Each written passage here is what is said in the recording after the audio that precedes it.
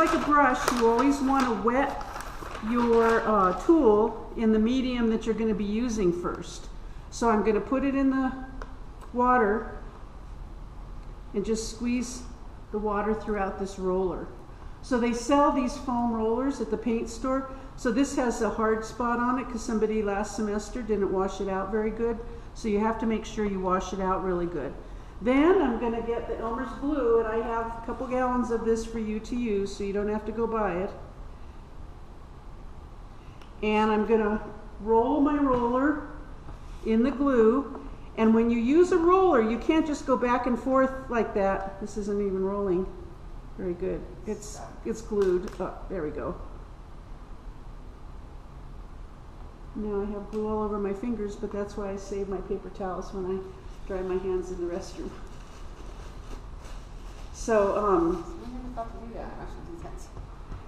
it's still not wanting to roll, but it'll roll when I get it on the board because it'll want to stick to it. So, no, stupid thing. Somebody did not wash it out good. Somebody didn't wash it out good, and this is what happens. So there is another one in the cupboard. Hopefully that one's better shape. Let's see. Yeah, there we go. So there's 3 of them in there. I'm not going to go to the store and buy another one, so you guys better take care of them. And go buy yourself one if you want. They're cheap. They have the little plastic one and the teeny ones. Okay, so there we go. We get a lot of glue on there. And Do you want me to set that in some water? it's no good. Won't roll. Well, as I said, do you want me to set it in some water, see if you can loosen it up? Oh, I don't think it will. I think the glue's dry inside where, I mean, maybe you want to, you could have it. Stick it in some water, we can try. Yeah, I'm not going to worry about it right now. Thank you. Okay, so you can see you use a fair amount of glue. And it dries pretty quick, so you want to get it on there. And again, I'm picking my roller up when I pick up the glue, and I'm picking it up when I roll it down. And that way it gets fresh area with fresh glue. Because if you just go like this, you're just getting the glue back and forth in the same spot, right? Right? But if you pick it up, then it's getting glue all over it. Be fairly generous with the glue because that canvas has a coarse texture and you want to have good contact. Sometimes they will tell you if you've got a heavy surface onto a textured board, put it on both surfaces, put glue on both surfaces. But I'm not going to worry about that right now. Okay, I've got glue all over it. Then I get my paper out of the way. And I can reuse this paper. I can fold it and reuse it, but I'm not, I just want it out of the way right now.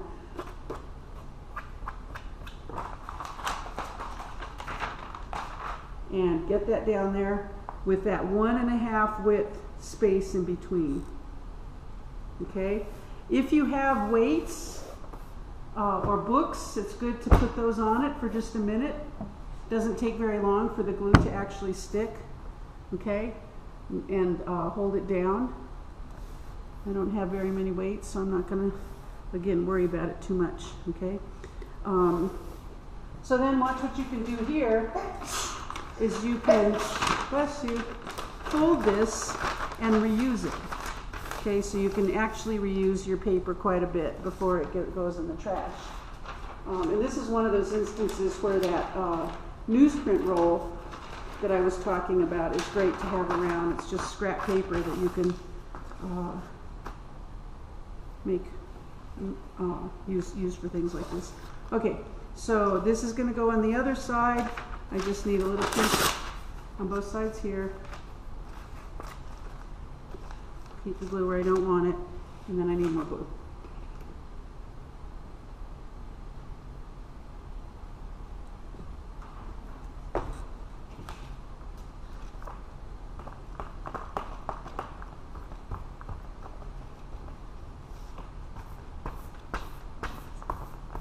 So these techniques could be applied to many other things, you know.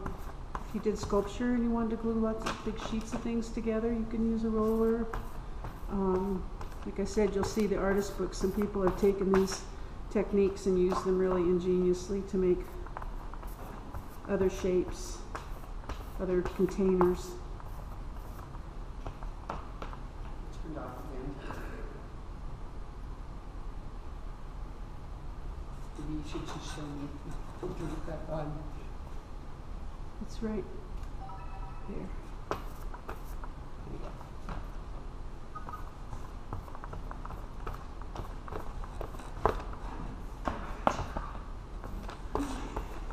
So it's just like a couple semesters ago that I got the idea of having people make a little one before they make a big one, and they said it really helped a lot.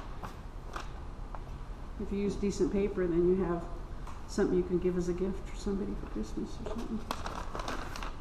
Ooh. You always end up with a big mess when you're done with all the scraps.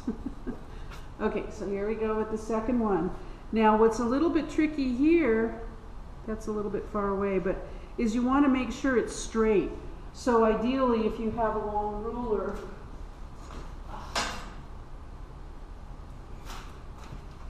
you can put it along this edge and make sure it's straight. Okay? It's pretty good for eyeball. Yeah. I got a good eyeball. Me, not so much. Okay, then once you get this all glued down, what we're going to do is cut the corners at just a straight angle, but leave a little bit of space. Okay, so I'm going to cut this, but I'm not going to cut it right at the corner. I'm going to cut it a little bit away, and I'm just going to go straight across, like so. Okay, so you can see there's a little bit of space there. Not too much, just a little bit. And that'll allow us to tuck the canvas around the corner and not have a big old corner of the board sticking out or the canvas flopping around. Okay. So this is also a time that sometimes it helps to take your bone folder, which has gotten dull, or something like this, and just run it along that edge, and the canvas will want to bend better along that edge. Okay, and then here we go with the glue again.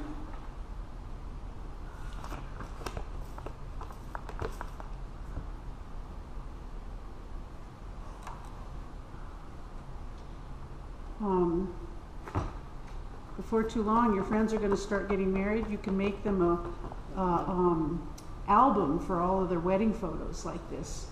It's a great gift because, you know, wedding gifts, people are kind of expected to give something pretty nice, and sometimes it's hard if you aren't on a budget. You can make an album and then give them those little corner thingies, you know, that you put photos in. Okay, so this first one, I don't have to worry too much about the corner yet. It's when you put the second one down. So now, if I don't have paper, I'm going to get it all over my fingers. You want it to be tight, so I'm forcing it around there, pulling it tightly, getting it up against the edge, and then once I get it all down, then going like so. And if you want, you can put a piece of paper down so you can rub it without it getting all over you.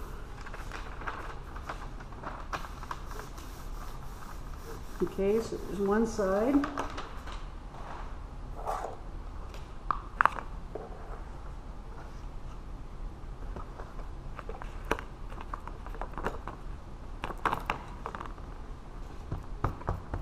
So I have kind of a lot of glue, so I dab it along, and then I can spread it out more.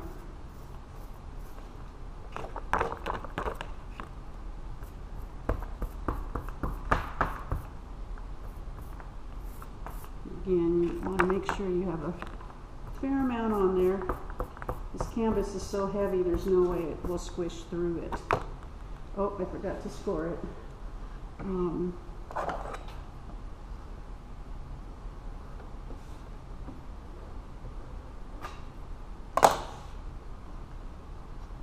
So I'm pulling it and pushing it. I'm pulling it from this side and I'm pushing it up against the edge. And before I worry about getting it all flat, I get all the edge tight and snug. Like so. Keep pushing it from the outside in so it wraps around there real nicely. You got it. Thank you.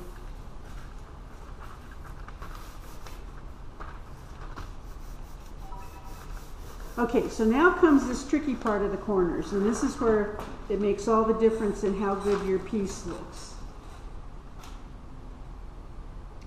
So the very first thing I'm going to do is put a little bit of glue in that corner, and then take either my bone folder or a tool like this, or even your fingernail, and tuck that fabric down on that corner.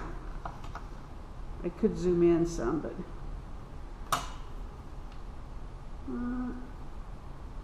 yeah. So see how I tucked that fabric in there like that, right?